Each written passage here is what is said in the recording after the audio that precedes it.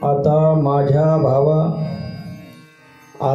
माझ्या भावा अंतराय नको देवा, आले भागाते करीतो तुझे नाम उच्चारितो। दृढ माझे मन पाये राखावे बांधून, आले भागाते करीतो तुझे नाम उच्चारितो। तुका म्हणे वाटे नको फुटो देऊ फाटे, आले भागाते करीतो तुझे नाम उच्चारितो। विठ्ठल विठ्ठल विठ्ठल विठ्ठल विठ्ठल विठ्ठल। प्रज्ञानांश प्रदान चिरचरणी कर व्यापी भीर व्याप्य लोकान, भुक्त्वा भोगान सविष्टान पुनरपिधीशनोद्भासितान कामजन्यान, पीत्वा सर्वान विशेषान स्वपिति मधुर भुङ्मायया भोजयन्नो। माया संख्यातुर्यं परममृतमजं ब्रह्म यत्तन्नतोऽस्मि। यो विश्वात्मा विधिज विषयान् प्राश्य भोगान् सविष्टान्, पश्वाश्चान्यान् सुमति विभवान् ज्योतिषां स्वेन सूक्ष्मान्। सर्वानेतान् पुनरपि शनैः स्वात्मनि स्थापयित्वा, हित्वा सर्वान् विशेषान् विगतगुणगण पात्वसो न स्तुरीयः। अजं रुक्मिणी प्राण संजीवनन्तं, परं धाम कैवल्यमेकं तुरीयम्। प्रसन्नं प्रपन्नार्तिहं देवदेवं, परब्रह्मलिंगं भजे पाण्डुरंगं। पाण्डुरंगा करो प्रथमान, पाण्डुरंगा करो प्रथमान, पाण्डुरंगा करो प्रथमान मन। दूसरे चरण संतजिया, दूसरे चरण संतजिया।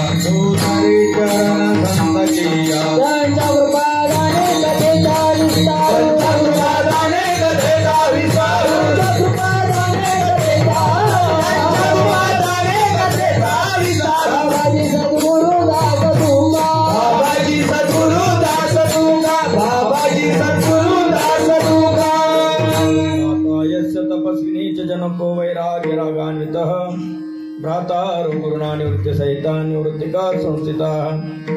इत्थं साधु कृपान्वितं स्वयमहो ज्ञानामृतेनावृतं, वन्दे तं करुणाकरं प्रभुवरं श्रीसन्त ज्ञानेश्वरं। द्वैताद्वैत समन्वयैक जननी ज्ञानस्य ज्ञानेश्वरी, भक्ति ज्ञानप्रदायिनी निजजनान् ज्ञानामृतं पायिनी। भक्ति ज्ञानयुतं हि येन कथितं, शास्त्रं विवेकप्रदं। वन्दे तं करुणाकरं प्रभुवरं श्रीसन्त ज्ञानेश्वरं। नमो ज्ञानेश्वरा, नमो ज्ञानेश्वरा, नमो ज्ञानेश्वरा, नमो ज्ञानेश्वरा, नमो ज्ञानेश्वरा, नमो ज्ञानेश्वरा।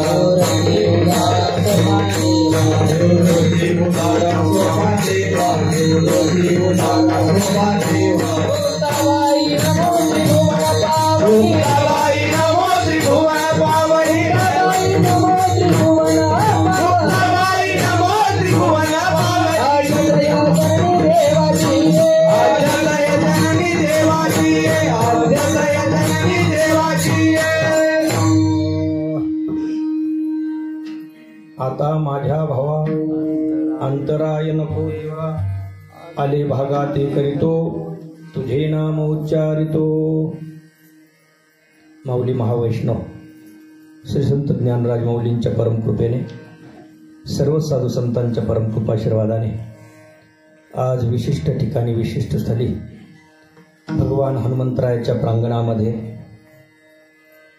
चिंतन सेवेकरता उपस्थित केला गेलेला अभंग सर्वच वारकरी भाविकांच्या पाठातील आहे। हा अभंग अत्यंत महत्त्वाचा आहे।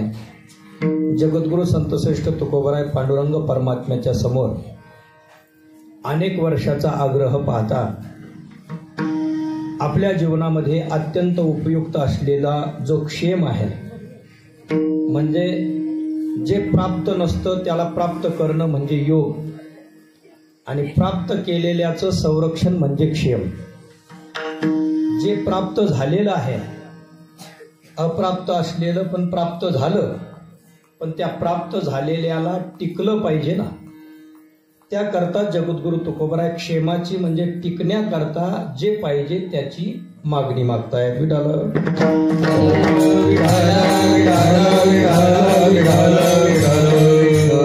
कारण भगवत भक्ती करून करून आलेला जो अनुभव आहे, भगवान पंढरीनाथाच्या विषयी निर्माण झालेला जो भाव आहे, जो सद्भाव आहे, भगवत भक्तीविषयक आवश्यक असणारा भाव निर्माण झाला, पण तो भाव नष्ट होता कामा नये. प्रासंगिक काही प्रसंगानुसार तो भाव जागृत होतो, तात्कालिक भाव राहतो, नंतर हळूहळू हळूहळू बॅटरी डिस्चार्ज होते, मग धक्का मारावा लागतो. म्हणजे निर्माण झालेला भगवत भाव नष्ट होता कामा नये. म्हणून तुकोबराय म्हणतात, आता माझ्या भावा अंतराय नको देवा. देवा, तुझ्याविषयी निर्माण झालेला जो भगवत भाव आहे तो माझ्या मनातून नष्ट होता कामा नये. माझ्या वाट्याला आलेलं जे कर्म असेल, चालत आलेलं वाट्याला आलेलं कर्म असतं, ते कर्म मी करण, मी कारण सांगणार नाही. म्हैसच व्यायला झाली किंवा पेरणीच राहिली किंवा मुलगीच आली वगैरे वगैरे, हे कारण मी काही सांगणार नाही.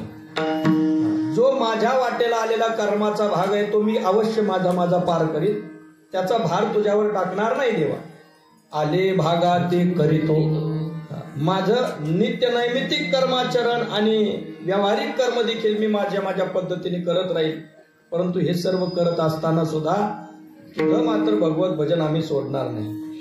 तुझे नाम उच्चारितो, हे माझं कर्तव्य मी माझं विसरणार नाही. फक्त एक आहे, तुझं नामस्मरण करत असताना माझं मन मात्र तुझ्या पायाशी बांधून ठेव. आणि ते असं तसं नको. एकदा तुझ्या पायावर त्याने माझं मन बांधून तू ठेवलं की ते असं बांधून ठेव की पुन्हा तिथून निघालं नाही पाहिजे. दृढ माझे मन पायी राखावे बांधून. देवा, तुझ्या चरणाशी माझं मन बांधून ठेव. आणि तुझ्या चरणाकडे आलेलो आहे ना, आता दुसरे फाटे फुटू देऊ नको. कारण बहुधा फाटे फुटत असतात. ज्या गावाला जायचं त्या गावाला जात असताना अनेक फाटे असतात, पण फाटे फुटू देऊ नको. ज्या गावाला मला जायचंय त्या गावाला बरोबर पोच होऊ दे. तुका म्हणे वाटे नको फुटू देऊ फाटे. असा अभंगाचा सरळ भाव. विठ्ठल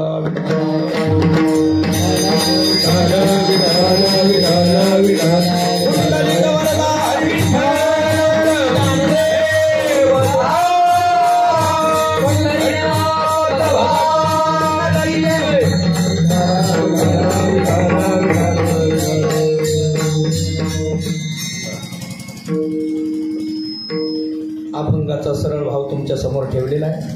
थोडं घरघर जास्त वाजतंय, सेटिंग व्यवस्थित करा, बेस थोडा कमी करा, कडक थोडासा आवाज करा. तुम्ही तुमची ड्युटी व्यवस्थित करा. म्हणजे आम्हालाही कमी वेळ राहिलेला आहे, तेवढ्या वेळेत व्यवस्थित नाचता येईल, गाता येईल असं करा. सुंदर साऊंड सिस्टीम आहे. आणि कसं असतं, उंदराला मारायला तोफ वापरू नका. आपल्या पुरता मर्यादित आवाज ठेवा. तुमच्याकडे आवाज भरपूर आहे, पण आपल्याला पाहिजे तेवढा ठेवा. विठाला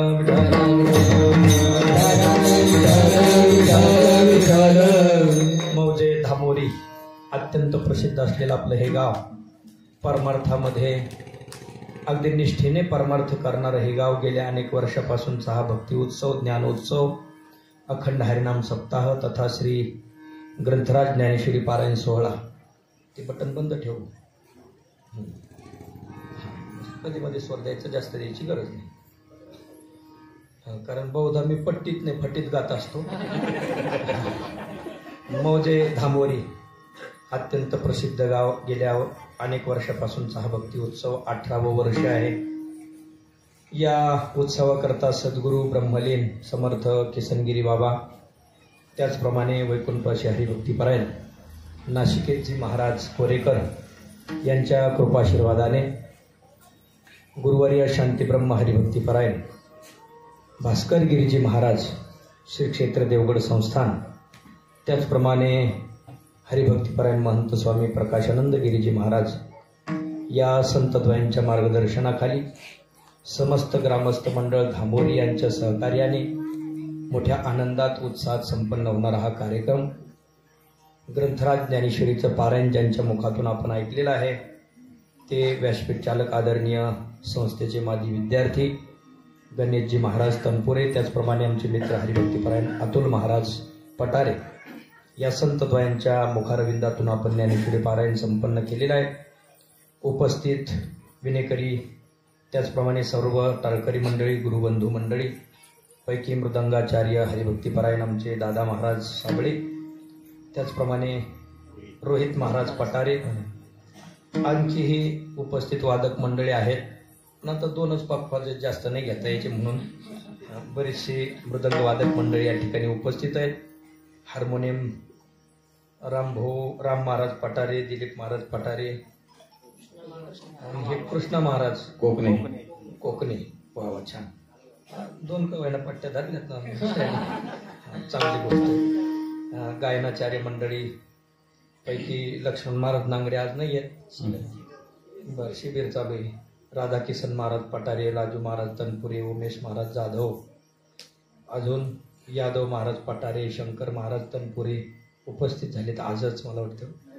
बरं रोज आहेत, 2 दिवस. सतीश महाराज पठारे, सोमनाथ पानकडे, नितीन महाराज हार्दे, अंकुश महाराज नळगे, सुखदेव महाराज नांगरे, रामेश्वर महाराज पठारे, मोतीराम महाराज हिलावडे आणि ही जरी पुढं गाणारी मंडळी असली मागं गाणारी सर्व मंडळी, कारण पुढे गावे त्याचे धरावे ध्रुवपद या न्यायाने सर्व अगदी आनंदात चाललेला हा भक्ती उत्सव आहे. ज्ञानेश्वरी पारायण आज संपूर्ण झालेला आहे.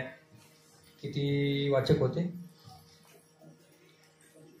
25 होते.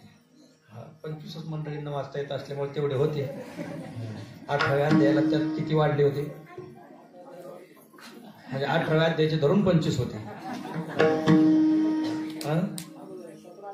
17-18 होते. बरोबर, ठीक आहे, काही हरकत नाही.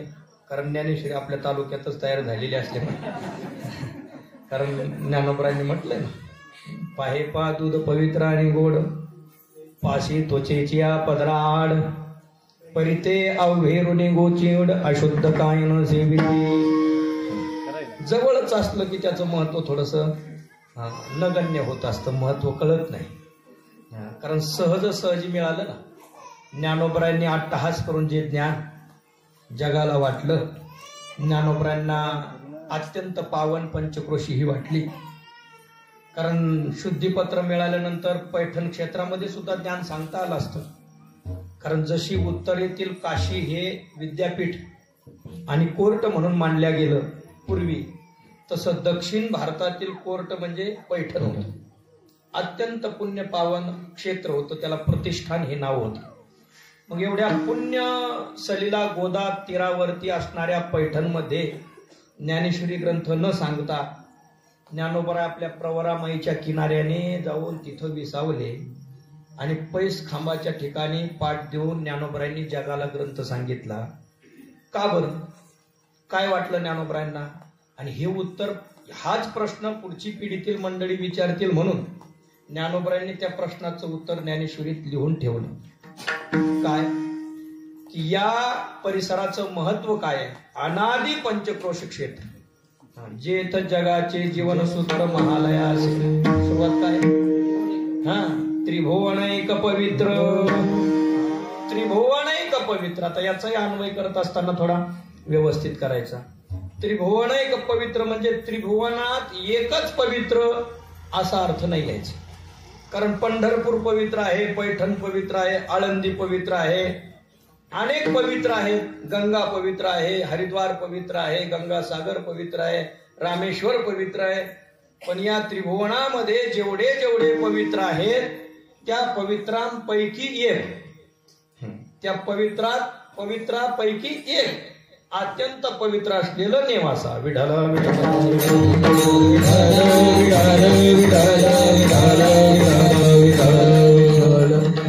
त्यांच्यापेक्षा पवित्र असा अर्थ नाही करायचा, मग त्यांना नगण्यता प्राप्त होईल इतर तीर्थक्षेत्रांना. मग इतर तीर्थक्षेत्रांचं पावित्र्य टिकून नेवाशाचं देखील पावित्र्य आपल्या समोर आलं पाहिजे. म्हणून शब्द काय वापरायचा, त्रिभुवनैक पवित्र, म्हणजे त्रिभुवनात जेवढे पवित्र आहेत त्यापैकी हे एक पवित्र. विठाला विठाला आणि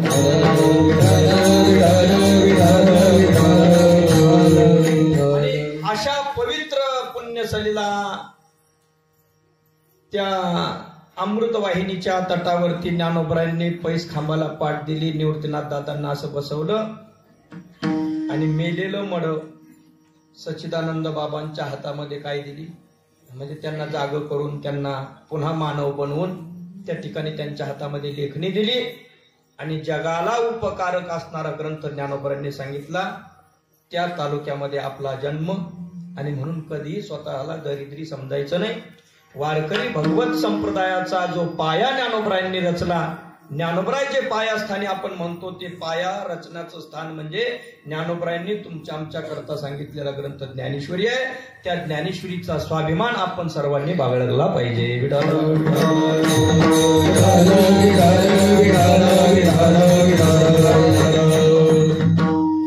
काय भाग्यवान श्रोते असतील ते ज्यांनी ज्ञानोबरायांच्या मुखातून ज्ञानेश्वरी ऐकली असेल.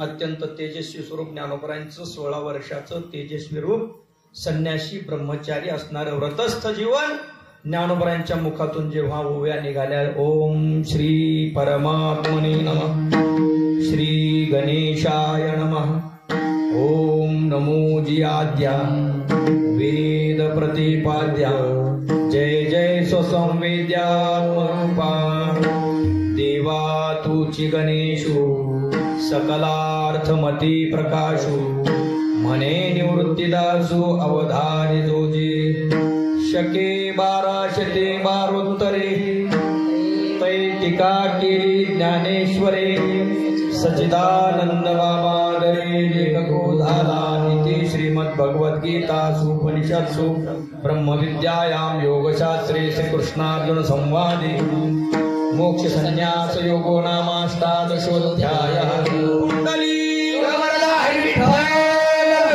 श्री ज्ञानदेव तुकाराम ज्ञानेश्वर महाराज की जय. ज्ञानेश्वरी ग्रंथ परिपूर्ण झाला.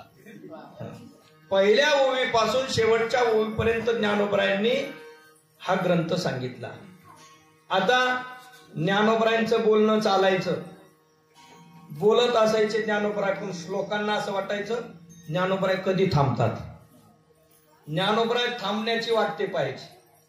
माऊली थांबले की लगेच श्लोकांनी गर्दी करून तिथं जाऊन बसायचं. कुठं? ज्ञानेश्वरीमध्ये जागा मिळावी म्हणून. गीतेतील श्लोकांना असं वाटायचं जर आपण वेळ लावला, ज्ञानोबरायांची ज्ञानेश्वरी पूर्ण झाली तर आपल्याला जागा मिळणार नाही. म्हणून त्यांनी संगीत खुर्चीचा जसा खेळ असतो, खुर्च्या मर्यादित असतात आणि मुलं अमर्याद असतात. संगीत चालू आहे तोपर्यंत त्यांनी पळायचं असतं. संगीत अचानक थांबलं की खुर्च्या पकडायच्या असतात. बरोबर? अगदी त्या पद्धतीने संगीत खुर्ची सारखाच खेळ सुरू झाला. ज्ञानोबराय बोलता बोलता थांबले की श्लोकांनी लगेच तिथं गर्दी करून बसायची. मग एक श्लोकाला जागा मिळाली की एकाने बसायची. कधी कधी दोघांनी जागा धरली एकाच खुर्चीवर. कधी कधी 3-3, 4-4, 5-5 श्लोकांनी जागा घेतली. ज्ञानोबराय थांबले की पुन्हा बोलू लागले की आपल्याला ज्ञानेश्वरी जागा मिळणार नाही म्हणून 5-5 जण थांबले. विठाला विठाला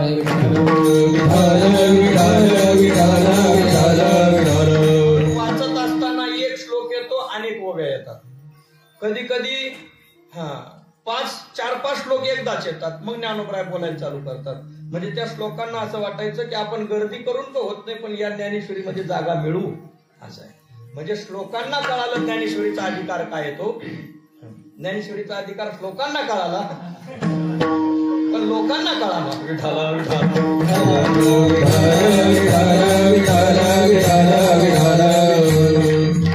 कमल कंदानी दरदुरी नांदनुक एकेची घरी, पराघोषे विजय भ्रमरे जवळल्या चिखलूची उरे. सुंदर दृष्टांत दिला. मोठा असा तलाव आहे. त्या तलावामध्ये तलावातून जन्म घेतो पंकज. पंकज जाय तिथे पंकज. पंक म्हणजे चिखल. चिखलातून ज्याचा जन्म होतो त्याला म्हणतात पंकज. मग कोण आहे पंकज? कमळ. कमळ त्या चिखलातून उगवलं. त्याच चिखलात ज्याचा जन्म झाला तो दरदूर म्हणजे बेडूक. तो बेडूक त्याच चिखलात जन्माला आला. पण चिखलात जन्माला येऊन त्या कमळातील जो मकरंद आहे तो सेवन करायला त्याला मिळाला नाही. नांदणूक एकेची घरी, राहतात दोघं एकाच घरात, जन्मालाही आले एकाच घरात.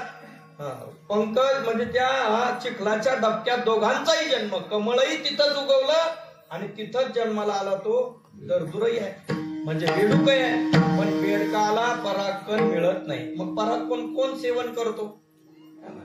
तिथंच ज्ञानोबराय बोलतात की जवळील्या चिखलूचीवर आहे पण पराग शेवी जे भ्रमरी. भ्रमर दुरून येतो, सुगंधाचा आस्वाद घेऊन दुरून येतो आणि तिथं असलेल्या कमळावरचा मकरंद सेवन करून निघूनही जातो आणि जवळच्याला काय राहतो? फक्त सापलं होता कामा नाही. विठ्ठल विठ्ठल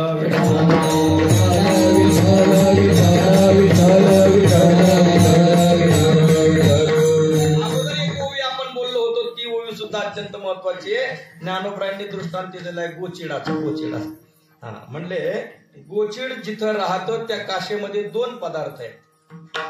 एक दूधही आहे जे अत्यंत पवित्र आहे. पाहे पा दूध पवित्र आणि पवित्रही आहे आणि गोडही आहे. दूध पवित्रही आहे गोडही आहे. पण तिथं राहणारा तो गोचिड, पवित्र असलेल्या दुधाकडे त्याची प्रवृत्ती होत नाही. मग त्या सडामध्येच असणाऱ्या रक्ताचं मात्र अशुद्ध रक्ताचं सेवन तो करत राहतो. पण शुद्ध असलेल्या दुधाचं पान त्याला करता येत नाही. ज्ञानोबराय बोलतात पाहे पा दूध पवित्र आणि गोड, पाशी त्वचेची पदरा आड. एक पदर थोडासा मध्ये गेला की दूध मिळेल, पण वरचं रक्तच पाषाण करत राहतो, आतमधलं दूध मात्र तो प्राशन करत नाही. मग त्या गोचिडासारखं आपलं झालेलं आहे का? म्हणजे नेवासा सारख्या पुण्यक्षेत्रामध्ये जन्म घेऊन सुद्धा ज्ञानेश्वरी पारायणा करता आपल्याला वेळ देता येत नाही. म्हणजे अर्थातच तशी आपली अवस्था आहे असं म्हणावं वाटतं. विठ्ठल विठ्ठल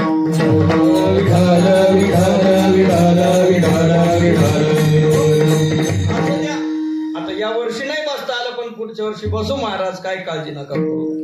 कमीत कमी असा जरी भाव मनामध्ये निर्माण झाला आणि एवढ्या कीर्तनापुरता जरी टिकला तरी बघा. आणि जे जे बसले होते त्यांची जबाबदारी संपली का? त्या 25ची जबाबदारी संपलेली नाही. ते जबाबदारी जास्त अडकली. कारण का? कारण तुम्ही प्रदक्षिणा वगैरे ग्रंथ दिंडी करून आलात, नंतर दीपोत्सव झाला, दीपोत्सवाच्या ओव्या झाल्या. नाथबाबांच्या ओव्या कधी वाचल्या? दुपारीच का आत्ताच वाचल्या. नंतर पहिला अध्याय काढा असं सांगितलं असेल तुम्हाला, सांगितलं होतं ना? पहिला अध्याय काढला. पहिला अध्याय काढल्यानंतर श्री गणेश आहे म्हणून 5 ओव्या वाचल्या. जे पारायणाला बसलेले होते त्यांनी सुद्धा 5 ओव्या वाचल्यात. त्या आता वाचल्या म्हणजे काय झालं? दुसरं पारायण सुरू झालं. आता फक्त पंक्ती नाही, कीर्तन नाही. आपल्या आपल्या जबाबदारीने पुढच्या वर्षापर्यंत ते पारायण पूर्ण करण्याची जबाबदारी कुणाची? जे बसले होते त्यांची. आणि जे बसलेलेच नव्हते त्यांची बेजबाबदारी. त्यांची पण जबाबदारी पण बेजबाबदारी. विठ्ठल विठ्ठल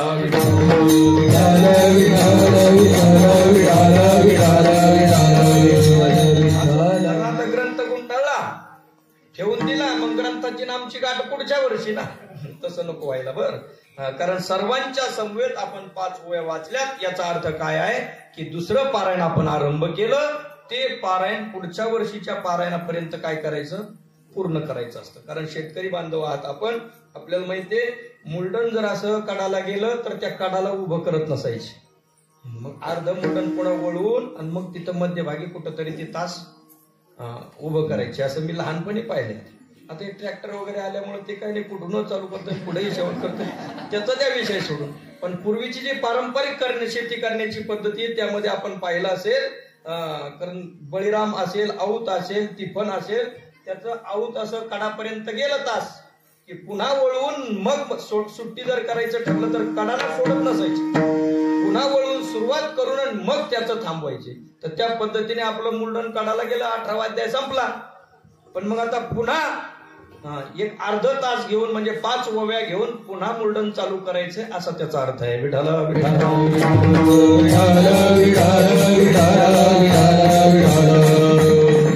आता पुढच्या वर्षीपर्यंत जी मंडळी या वर्षी बसलेली होती त्यांनी पारायण पूर्ण करायचंय आणि पुढच्या वर्षी नवीनांनी बसायचंच आहे. आपल्या गावातील हा सप्ताह जो आहे ना तो 18व्या वर्षापर्यंत आला म्हणजे मोठ्यांचे थोड्या मोठ्यांचे आशीर्वाद आहे. आणि श्री समर्थ सद्गुरू किसनगिरी बाबांची समाधी अगदी आपल्या जवळ आहे.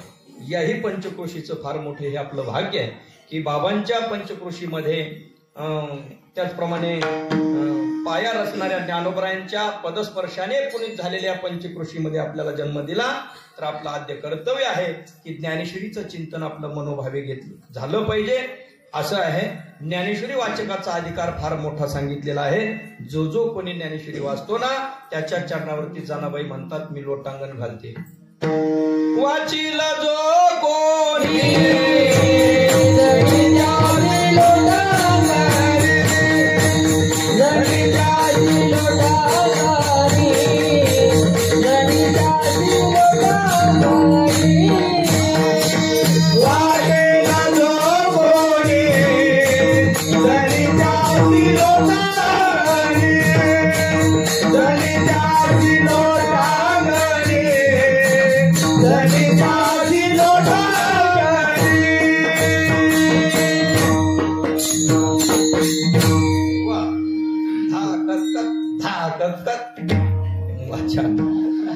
दादा महाराज असलं काय अडचणच नाही. त्याच्यामुळे कीर्तन सुटलं तर सुटलं नाही तिथं तांबडं फुटलं. वाचील जो कोणी जनी त्याशी लोटांगणी जनाबाई म्हणतात जो जो कोणी ज्ञानेश्वरी वाचतो त्याच्या चरणावरती मी लोटांगण घालते. जनाबाईंचा अधिकार फार मोठा आहे. एवढ्या मोठ्या अधिकाराच्या जनाबाई पण ज्ञानेश्वरी वाचकाला ते मोठ्या समजतात. आपण नमस्कार कोणाला करतो लहान्याला का मोठ्याला? मोठ्याला. मग जनाबाई किती मोठ्या पण एवढ्या मोठ्या असताना त्या म्हणतात ज्ञानेश्वरी जो कोणी वाचतो ना त्याच्या चरणावरती मी लोटांगण घालते. वाचील जो कोणी जनी त्याशी लोटांगणी. आणि म्हणून आपण ज्ञानेश्वरी विषयी सजग राहावं. अत्यंत भावपूर्वक अंतकरणाने ज्ञानेश्वरी वाचावी. ज्ञानेश्वरी एकमेव चित्तामध्ये धारण करावी. कारण अत्यंत जवळ आपण ज्ञानेश्वरीच्या जन्माला आलो. ज्या भागामध्ये ज्ञानेश्वरीचा जन्म झाला त्याच भागात आपला जन्म झाला. म्हणून भगवंताचे खरोखर उपकार आहेत की या भागात जन्म आपल्याला दिला. फक्त आता जन्माला येऊनही दुसरं भाग्य आपण कोणतं करायचंय? आत्मकृपा आपली जागृत करायची की मी ज्ञानेश्वरी वाचणार म्हणजे वाचणार. असं आहे. आपण चालत आहे मग कळो येते. एक सांगू का? संत महात्म्यांनी ही नाव आपल्याला दिलेली आहे पलीकडे जाण्याकरता. पलीकडे जाण्याकरता. मग संत महात्मे नावाडी होते ती निघून गेली. त्यांनी नाव ठेवली फक्त. मग ज्ञानोबरायांनी नाव ठेवली ज्ञानेश्वरी रूपी. जगद्गुरु तुकोबरायांनी नाव ठेवली गाथा रूपी. संत एकनाथ महाराजांनी नाव आपल्याकरता ठेवली तरुण जाण्याकरता ते नाथरायांचं भागवत आहे. संत महात्मे स्वरूपाने गेले खरे पण त्यांनी तुमच्या आमच्या करता तरुण जाण्याकरता हे साधनं ठेवले. आता या नावेला हाकणारे नावाडी तर निघून गेले. मग आता नाव पलीकडे जाईल कशी? त्या नावेत आपण बसायचं आणि आपणच आपल्या हाताने ते आवले हाणायचे. मग ज्ञानेश्वरी पारायण करणं म्हणजे आवले हाणणं आहे. या कीर्तनामध्ये येऊन श्रवण करणं म्हणजे आवले हाणणंच आहे. गाथा पारायण करणं म्हणजे आवले हाणणं आहे. पंढरीनाथाची वारी करणं म्हणजे ती देखील काय आहे? आवले हाणणं आहे. आवले हाणून हाणून नाव कुठं न्यायची? पलीकडे न्यायची. मला एक विचारायचं, नाव पलीकडे न्यायची का नाव आपल्याला पलीकडे नेणार आहे? काय मत आहे अण्णा? नाव पलीकडे न्यायची आपल्याला का नाव आपल्याला पलीकडे नेणार आहे? एक सांगू का? नाव या कडेला असली तरी ती तरलेलीच आहे. नाव मध्ये जरी असली तरी ती तरलेलीच आहे. नाव त्या कडेला असली तरी ती तरलेलीच आहे. ती या कडेला काय त्या कडेला काय? वारकरी संप्रदाय रूपी नाव या कडेला असो की त्या कडेला असो ती स्वतः तरलेलीच आहे. पण आपल्याला पलीकडे जायचंय ना. मग आवले हाणणं आपलं काम आहे. वारकरी संप्रदाय रूपी या नावेमध्ये राहायचं. ज्ञानेश्वरी पारायण, गाथा पारायण, भगवत भजन या द्वारा आवले हाणून हाणून नाव आपल्याला पलीकडे घेऊन जाईल. कृपा करी हरी दयावरी, दयावरी कृपा करी हरी दयावरी, कृपा करी हरी दयावरी, दयावरी कृपा करी हरी दयावरी. भवधरुनिया वाचे ज्ञानेश्वरी, भवधरुनिया वाचे ज्ञानेश्वरी, कृपा करी हरी दयावरी.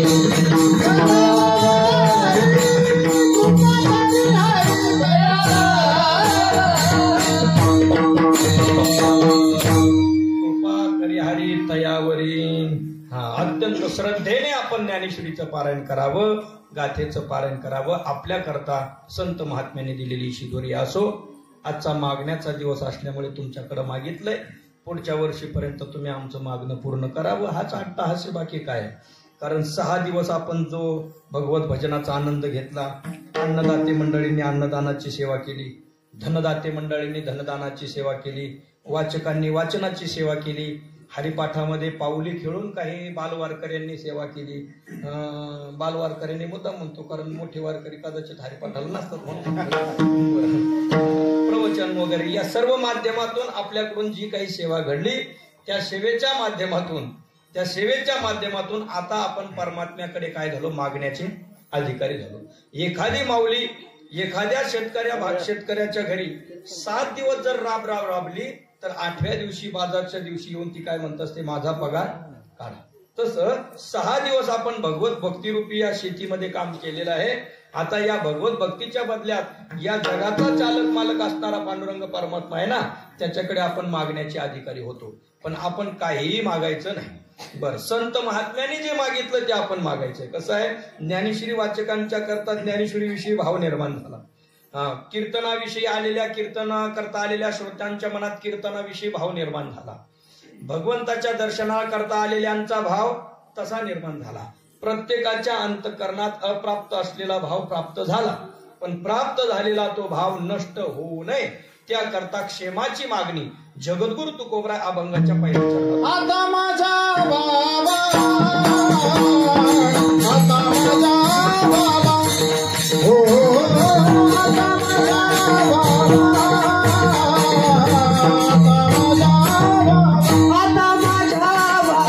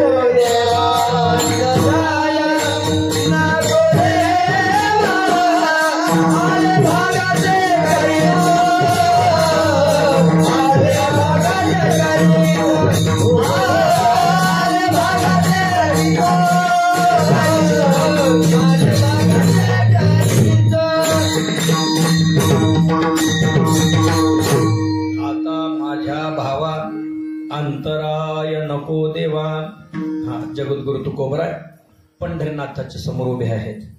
भगवान पंढरीनाथ प्रसन्न मुद्रेने तुकोबरायकडे पाहतात. का?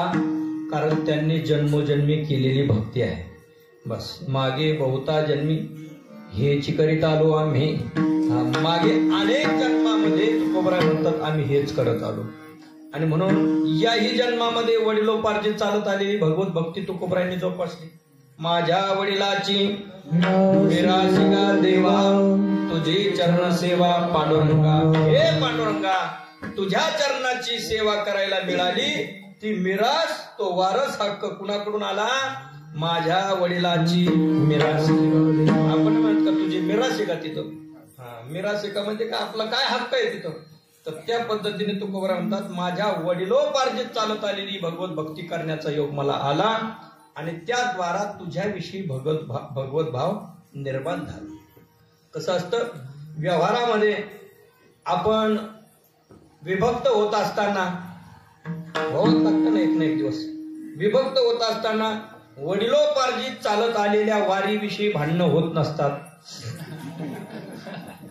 ज्ञानेश्वरी ग्रंथासाठी भांडणं होत नाहीत, गाथ्यासाठी भांडणं होत नाहीत, हरिपाठ माझ्या वाट्याला आला नाही म्हणून कोणी भांडत, पण थोडस पान सरकला की भांडणं, थोडे 4 रुपये कमी आले की भांडणं, एवढंच काय चमचे पाळ्या त्याच्याहून भांडणं होती. जड वस्तू करता आपण भांडणं करू, पण वडिलोपार्जित आमचे वडील वारकरी होते, वारी करायचे पंढरीनाथाची, दर महिन्याची वारी करायची, ती वारी माझ्या वाट्याला आली पाहिजे म्हणून कोण भांडणारा भेटतोय का?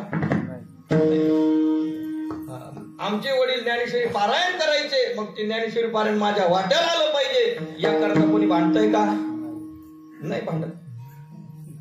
आमचे पिताश्री देवगडचे सेवेकरी होते म्हणून माझ्या वाट्याला सेवा आली पाहिजे म्हणून त्याकरता भांडतात का? नाही भांडत. मग आपले भांडणं कशा करता? जड वस्तू करता असतात. जड वस्तू करता आपण भांडतो. जसं तुकोबराय स्वाभिमानाने म्हणतात, माझ्या वडिलाची निराशी का देवा, तुझी चरण सेवा पांडुरंगा, असा म्हणण्याचा भगवत भाव आपल्या ठिकाणी नाही. आणि जर कदाचित निर्माण झाला तर तो नष्ट होता कामा नये. विठ्ठल विठ्ठल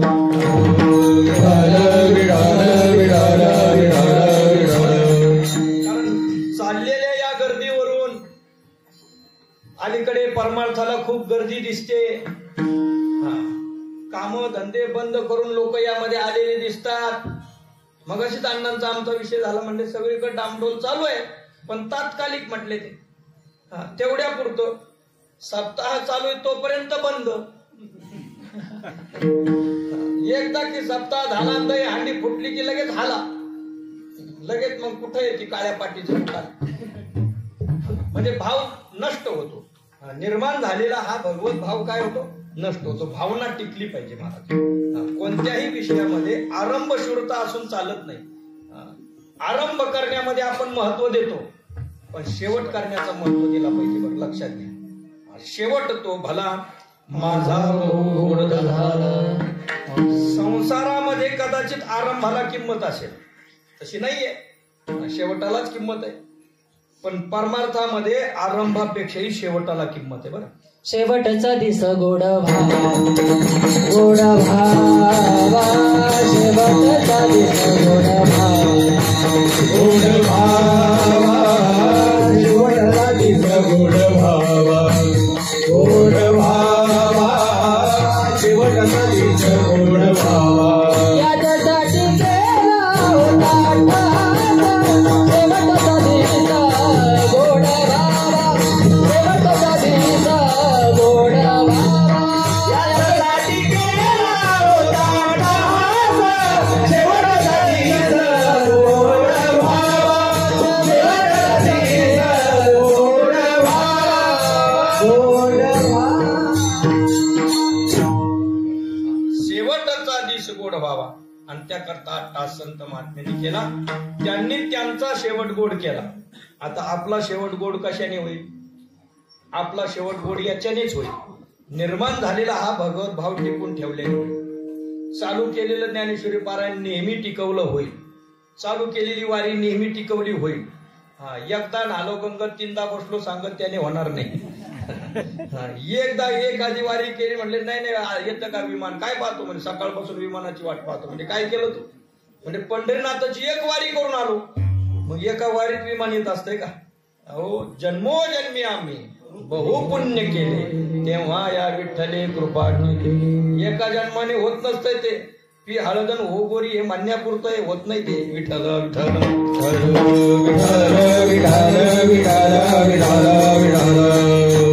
काय जुन्या म्हणी आहेत खरंच या. काय काढणारी माणसं असतील. युग बदलत चाललं पण अर्थ काय अजून बदलत नाही म्हणून त्याला म्हणी म्हणतात. बरं का, उगत कशालाही म्हणी म्हणत नाही. टला ट हिंगण भेट नव्हतं ते, त्याला काहीतरी अर्थ होता, काहीतरी अर्थ होता. पूर्वीचे म्हणे आणे कोढे राहिले नाही आता. आथरलं घोंगड पसरले पाय फडफड करतय, त्याचं नाव काय सांगा येवले सर? सांगा येतं काय सांगता? कारण जुनी ही भाषा आता लुप्त होत चालली. जुनं हे सगळं लुप्त होत चाललं. पण ते मी ऐकलं आळंदीमध्ये, म्हणजे आथरलं घोंगड पसरले पाय फडफड करतय, त्याचं नाव काय? मग त्यांनी उत्तर सांगितलं, म्हणजे बघा आजी, जर ते किडे झालेले गहू धान्य कडधान्य काही असेल ना, तर आजी काय करते, घोंगडा आथरते, एक पाय असा पुढं पसरून देते आणि सूप घेते सुपामध्ये मग ते फडफड करतंय, त्याचं नाव काय म्हणले सूप. विठाल विठाल विठाल विठाल पूर्वीचे अत्यंत महत्वाचे आहे, त्याच्यापासून ज्ञान मिळतं. बरोबर. आम्हाला संस्कृतमध्ये प्रहेलिका म्हणून स्वतंत्र एक हेच होतं. द्विचक्रिका चालन समय पतन क्रिया आवश्यकी. सायकल चालवायची असेल तर त्याला पडणं हे काय आहे, उपयोगाचं आहे. म्हणजे संस्कृत मधली म्हण. अजूनही भरपूर आहेत, आता सांगून वेळ सर्व घेत नाही. सांगण्याचं तात्पर्य काय आहे, चालत आलेल्या या प्रहेलिका परंपरा याच्यातून आपल्याला ज्ञान मिळतं. ते नव्हतं माझा मुद्दा महत्वाचा. पी हळदन हो गोरी. एका वारीतून हे होत नाही, त्याकरता काय करायला लागतं, प्रयत्नरत राहावं लागतं. एक वारी केली म्हणजे परिपूर्णता नाही आहे. त्याकरता पुढच्या वर्षीची मी पुन्हा करणार, पुन्हा पुन्हा उत्तर उत्तर उत्तर उत्तर उत्तर उत्तर. त्यामध्ये काय प्रमाण वाढत गेलं पाहिजे, कमी होता कामा नये. नाहीतर मग माणसं म्हणतात एवढे पारायण केले पण काय उपयोग झाला, एवढं दुःख भगवंताने आमच्यावर द्यावं का. त्या दुःखाचा आणि या पारायण करण्याचा अर्थार्थी संबंध नसतो. बर, आता तुम्ही जे करताय ना याला क्रियमान कर्म म्हटलं जातं. आणि तुम्ही जे भोगताय ना ते प्रारब्ध आहे, पूर्वजन्मीचं केलेलं आहे, संचित आहे. केले कर्म झाले तेची भोगाले, उपजले मेले ऐसे किती. आणि म्हणून बहुतेक माणसं असं या ठिकाणी चूक करतात की आम्ही चांगलं वागतो, पण आमच्या ठिकाणी असणारा एवढा कसं काय हा दुःखाचा डोंगर आमच्यावरती कोसळला. तर त्याला उत्तर काय, हे पूर्वजन्मीच आहे. या जन्मीचं केलेलं पुढं आपल्या कामा येणार आहे. विठ्ठल विठ्ठल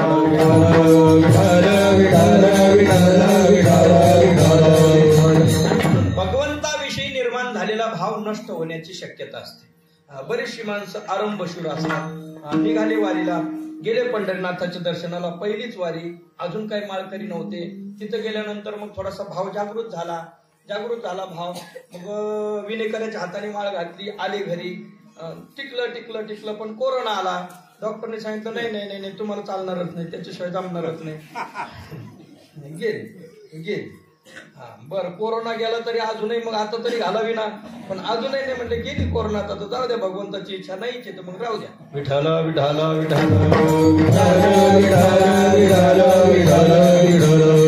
भाव निर्माण झाला नाही असं आहे का, भगवंताविषयी भाव निर्माण झाला, पण झालं काय, व्याधी नावाचा मध्ये अडथळा आला. व्याधी, स्त्यान, संशय, अविरती, भ्रांती दर्शन, अलब्ध भूमिकत्व वगैरे वगैरे वगैरे 9 कारण भाव नष्ट होण्याची योगशास्त्रकारांनी सांगितले. बरं, मग 9 कारणांनी भाव नष्ट होऊ शकतो. पण जो कोणी व्याधी, स्त्यान, संशय, अविरती या सर्वावरती मात करून आपला भाव नष्ट होऊ देत नाही, तो मात्र पलीकडे गेल्याशिवाय राहत नाही. आणि म्हणून भाव नष्ट होता कामा नये. संशयाने भाव नष्ट होतो. कोणत्या संशयाने, म्हणजे ज्या संप्रदायाचा मी पाईक आहे तो वारकरी संप्रदाय मला तारून नेईल का न नेईल असा संशय निर्माण होतो कधी कधी. आणि संशयावनी थोर आणि पाप नाही घोर, हा विनाशाची वाघोर प्राणी अशी. मित्र परस्पर अत्यंत प्रेमाने राहतात, पण एकमेकाविषयी काय निर्माण झाला, संशय निर्माण ज्या दिवशी झाला त्या दिवशी दोघांच्या प्रेमामध्ये अंतराय म्हणजे अडथळा आला.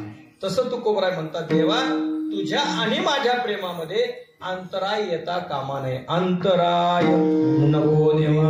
मग व्याधी नावाचा अंतराय नको, स्त्यान नावाचा अंतराय नको, संशय नावाचा अंतराय नको, 9 प्रकारचे अंतराय नको. माझ्या वाट्याला आलेलं जे काही चालत आलेलं कर्म असेल ना ते मी भोगेन, त्याचा भार तुझ्यावर टाकणार नाही. पण माझ्या वाट्याला आलेलं कर्म करत असताना सुद्धा तुझं चिंतन करण्याचं जे कर्तव्य आहे त्यामध्ये मी कमी पडणार नाही. अभंगाचं दुसरं, आले भागाचे करीतो, आले भागाचे करीतो, आले भागाचे करीतो, आले भागाचे करीतो, आले भागाचे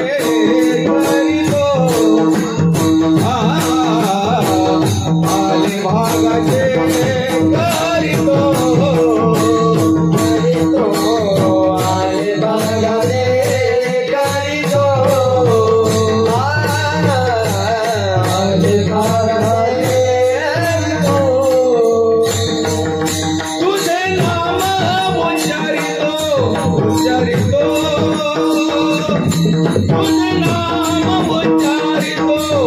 उच्चारितो आले भागाचे करीतो आले भागाचे करीतो तुझे नाम उच्चारितो उच्चारितो तुझे नाम उच्चारितो उच्चारितो आले भागाचे करीतो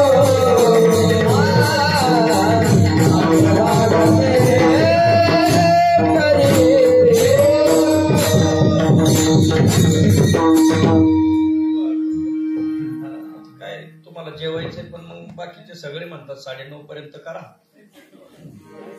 माझं तास मत 10:30 पर्यंत होऊ द्या. विठाला विठाला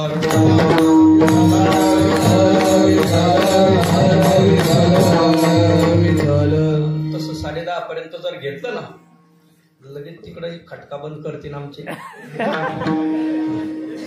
ते खटका बंद करतील, पेटीवाले पेटी घेऊन हळूच पळून जातील. दादा महाराज पक्वा होऊन केव्हा पसार होतील, अंधाराचा फायदा कळणार. माता भगिनी हळूच म्हणजे बरं झालं कोपऱ्यालाच बसले. तिकडचे तर टाकी खालचे म्हणते वा वा आनंद झाला, इकडे बसलो तेच बरं झालं. नाही तर तिथं गरमटात आणखी पुढं 10:30 पर्यंत चला. मग थांबला तर थांबला. आमचे तेवढे संत शिव घोंगडं मुतलं म्हणून तेवढे विठाला विठाला विठाला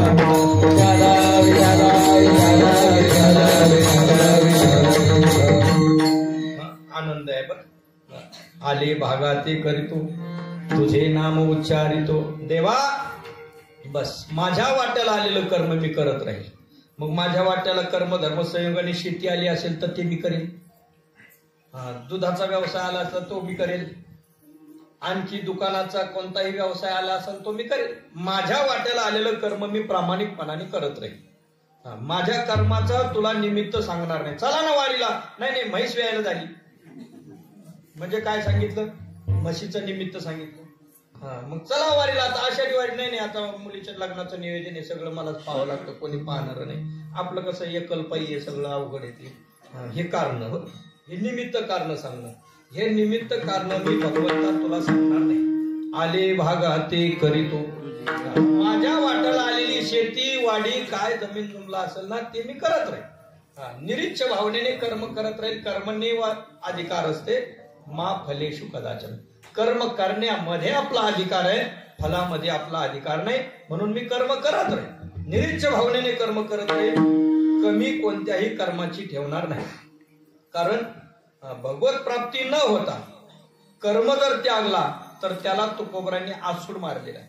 कर्म त्यागी टिंब टिंबतो अशा पद्धतीने बोललेला आहे. अत्यंत भयंकर अशी शिवी दिलेली आहे. जो कर्माचा त्याग करतो त्याला आळशी असं म्हटलेलं आहे. आणि त्या आळशाचा स्वीकार श्रुती शास्त्र पुराण करत नाही. म्हणून कर्म केलंच पाहिजे. श्रुती सांगते कुर्वन्नेव य कर्माणि जिजीविषे छतम समाहा एवं त्वयि नान्यथो अस्ति न कर्म लिप्यते नरे. श्रुती उपनिषदातील पहिलं उपनिषद जे ईशोपनिषद आहे, ईशोपनिषदातील दुसरा मंत्र बस ईशावास्यमिदं सर्वम तो पहिला मंत्र. आणि दुसरा मंत्र आहे की कुर्वन्नेव य कर्माणि जिजीविषे. कर्म करूनच 100 वर्ष जगा. किती वर्ष जगण्याची इच्छा करा? 100 वर्ष जगण्याची इच्छा करा. पण केवळ असं खायचं झोपायचं बस 2च काम. ते म्हणले देतो घेतो, देण्या घेण्याचा व्यवसाय. कारण एक नवरदेवाला पाहण्याकरता आले. म्हणजे काय व्यवसाय करतात? म्हणजे देण्या घेण्याचा. लग्न जमलं, थाटामाटात लग्न लावलं म्हणजे देण्या घेण्याचा व्यवसाय म्हणजे फार मोठा सावकारिकेचा धंदा असला पाहिजे. लग्न झालं, हा सकाळी झोपल्याला दुपारी झोपल्याला, फक्त जेवायलाच उठायचा आणि तिकडे जायलाच उठायचा, बाकी झोपल्यालाच. म्हणले काय आहे तुम्ही तर म्हणले देण्या घेण्याचा व्यवसाय, झोपलेलेच असता म्हणे. हो म्हणजे कोणता देण्या घेण्याचा? म्हणले जांभळ्या देण्याचा आणि झोप घेण्याचा. फक्त 2च काम करतो, जांभळ्या देतो आणि झोप घेतो. आता किती वाजले? 9:15 सुद्धा कीर्तनात झोपी जाता वेगे कालाताई डोळा लागे ते तर स्वर्गही वाहो म्हणे जरी निदाजी. ज्ञानोबराय बोलतात अहो काय झोपणारीचं वर्णन केलं ज्ञानोबरायांची विनोदी भाषा. बरं तनपुरी महाराज विनोदी भाषा, विनोद सुद्धा करावं ज्ञानोबराय. उग सासू सुनाची गोष्ट लांबलचक सांगायची त्याला काही विनोद म्हणतात का? ज्ञानोबरांचा विनोद पहा. ते म्हटले इतका झोपाळू असा रस्त्याने जर चालला, वाटे जाता वेगे काल्हाचाही डोळा लागे. इकडे गेला की इकडे झोपतो, तिकडे गेला की तिकडे झोपतो, इतका आळशी. विठाला विठाला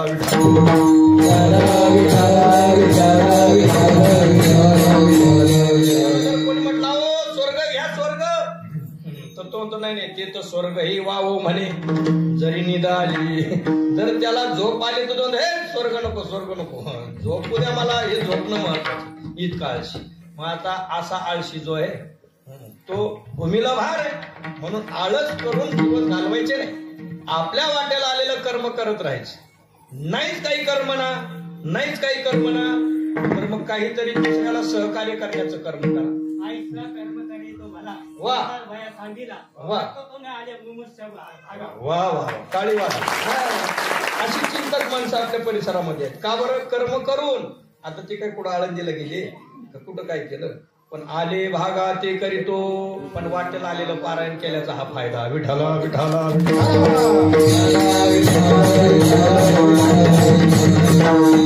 कर्म करून करून भला होता येतं, श्रेष्ठ होता येतं. कुर्वनीय वय कर्मानी. म्हणून तुकोबराय म्हणतात मी कर्म त्यागणार नाही, माझ्या वाटेला आलेलं कर्म मी करणार म्हणजे करणार बस. म्हणून तुकोबराय आपल्याला सुद्धा समजून सांगतात, आपल्या वाटेला आलेली शेती आपण करत राहा, व्यवसाय करत राहा, पण हे सर्व करत असताना भगवद अर्पण बुद्धीने करा. कामामध्ये काम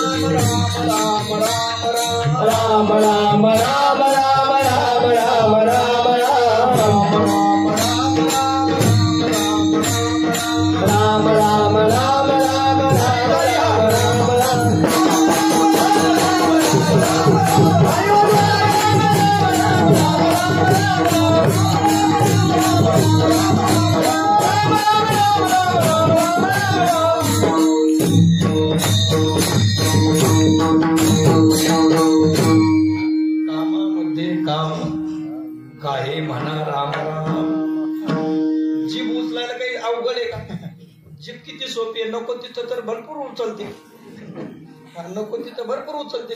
उचलली जीवन आली का म्हण, किती महत्वाची म्हणी. उचलली जीवन लावल्या टाळ्याला किंवा लावली टाळूला. महत्वाची म्हण. टाळूला लावण्यापेक्षा राम राम राम राम राम राम राम. कामही चालू, कामामध्ये काम. काही म्हणा राम राम. म्हणून आले भागा ते करीतो, तुझे नाम उच्चारितो. पण हे नाम जप करत असताना सुद्धा मुंह में राम बगल में छुरी, तसं नको. आली का म्हण? मुंह में राम बगल में छुरी, तसं नको. म्हणून देवा माझं मन सुद्धा तुझ्या चरणाशी बांधून ठेव. मी वाणीने तुझा जप करत राहील, पण मन तुझ्या चरणावर असलं पाहिजे ना. दृढ माझे मन, दृढ माझे मन, दृढ माझे मन, दृढ माझे मन,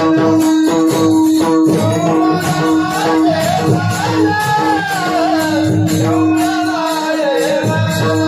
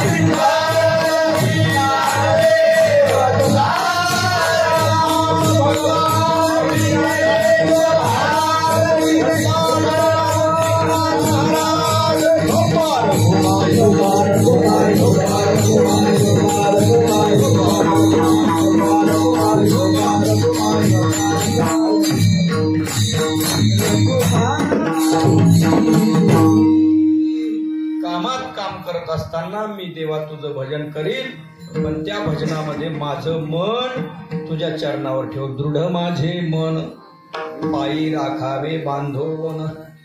तुझ्या चरणावरती. चरण हा शब्द स्वरूपार्थाने आहे.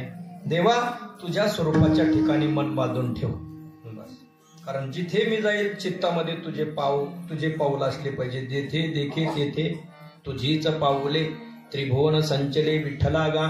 पांडुरंगाच्या विषयी दृढ भाव असावा आणि देवाचं चिंतन सदैव मनामध्ये असावं.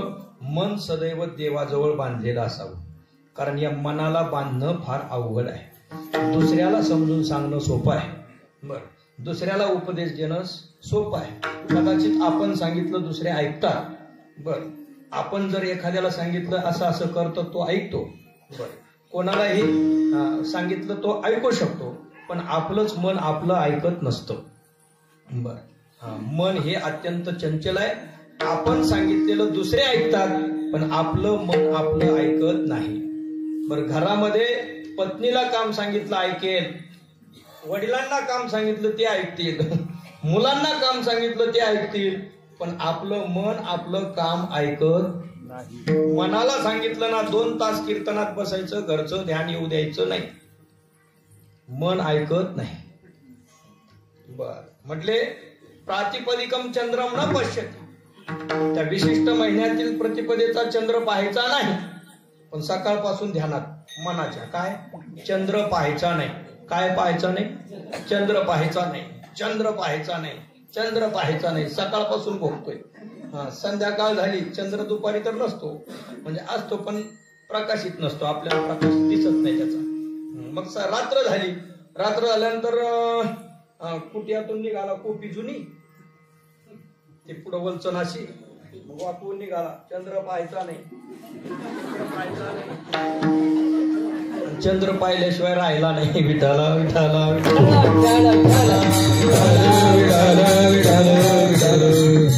मनाने निश्चय केलेला होता ना पाहायचा नाही, पण ते मन आपलं ऐकतं का? नाही. बरोबर एकादशी आहे ना, एकादशी आहे ना, मग एकादशी आहे ना तर बरोबर एकादशीला सकाळी सकाळीच भूक लागणार, कारण मन आहे ना ते. मन आहे. सोमवार आहे काय बा, सोमवार भूक लागली, सोमवार म्हणजे मन बरोबर तिथं काय करतं, त्याच्या विरोधात कार्य करतं. मन हे विरोधात कार्य करणार आहे. आपला सर्वात मोठा शत्रू दुसरा कोणी नाही, न ऐकणारं मन आहे. लक्षात घ्या, मन शत्रू नाही म्हणत मी, पण न ऐकणारं मन आपला सर्वात मोठा काय शत्रू आहे. असं म्हणतात म्हणजे माझी मनाची माळ आहे. अरे हो, मन मोठ्या मोठ्याच्या ताब्यात नाही राहिलं, आणि तू काय मनाची माळ सांगतो? ही माळ टाक म्हणजे मन राहिलं तर राहिलं. विठाला विठाला विठाला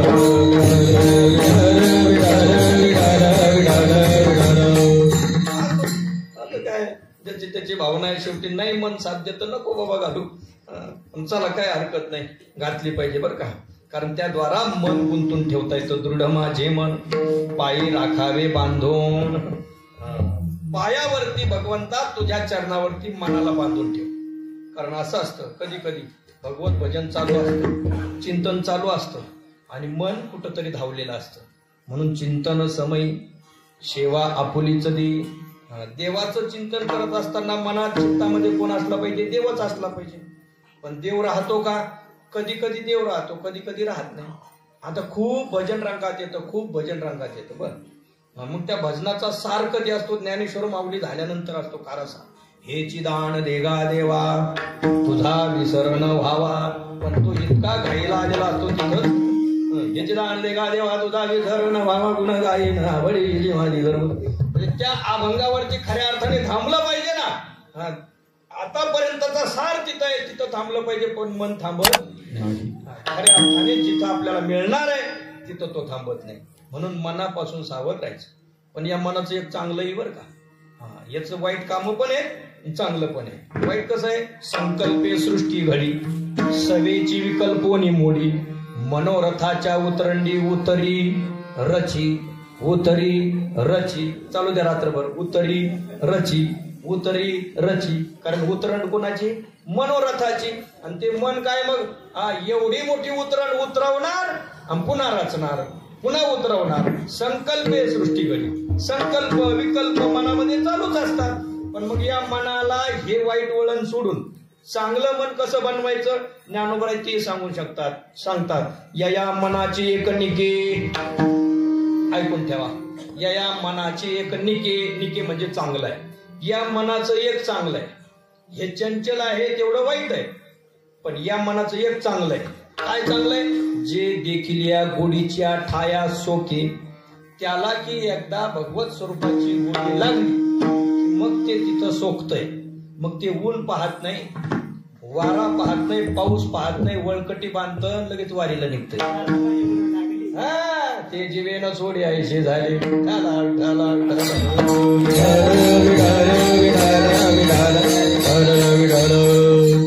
म्हणून माझी इच्छा आहे 10:30 वाजूच द्यावं. लाचावले मन लागली गोडी, ते जीवेनं सोडी आयशी झाली. या मनाची एक निके, जे देखील या गोडीच्या ठाया सोके, म्हणून अनुभव सुखाची कौतुके दावीत जाईजे. म्हणून त्याला लागलेली सवय बंद करा, पण भगवंताची सवय लावण्याची काय करा, सवय लावा. एकदा की या सवयीमध्ये ते लागलं मग मात्र ते मन आपल्याला तारून नेल्याशिवाय राहणार नाही. मन एव मनुष्या कारणं बंध मोक्षयो बद्धाय विषयासक्तम मुक्ते निर्विषय मनाहा. म्हणून देवा माझं मन दृढ माझे मन पायी राखावे बांधून. आता तुझ्या दर्शनाकरता निघालो, मध्ये दुसरे फाटे लागतील पण त्या माझ्या वाट्याला फाटे फुटू देऊ नका. अभंगाचं शेवटचं चरण बोल. तुका म्हणे वाटे, तुका म्हणे वाटे, तुका म्हणे वाटे, तुका म्हणे वाटे.